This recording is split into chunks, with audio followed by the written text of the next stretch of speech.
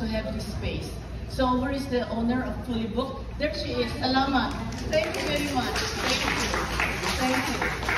Secondly, as busy as she is, she agreed to be the MC for today, to give me the Oprah Winfrey interview. That's Karen Davila. Karen Davila. Nakapagin natin sila.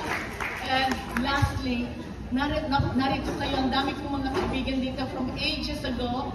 And maraming salamat for taking this time on a Sunday afternoon to be here. Palapakan nyo, please, ang sarili niyo. Narito kayo. Maraming salamat. Okay, I'm ready now for the question. At ako magkukudeta.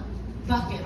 Dahil sa 6 months into his reign, in December 2016, sabi ko, tinawag ko yung sa New York, Don Tagala, the Filipino channel. I want to be on television.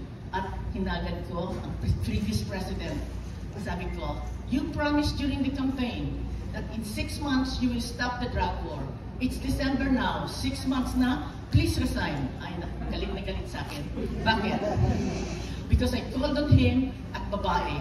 Siguro ang kaya lang niya babae. Si Leila de Lima, Lenny Robredo, at Loina Nicolas Lewis. Sa New York bar, without having studied law in the US. Anong ibig sabihin nun?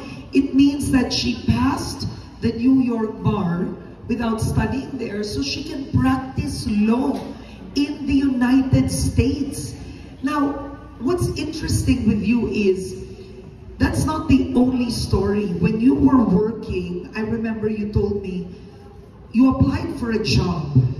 Were you a tourist visa ka ba na? You applied for a job, and hindi ka tinanggap. Ang tinanggap yung isa. What Loida did, kinasuhan niya.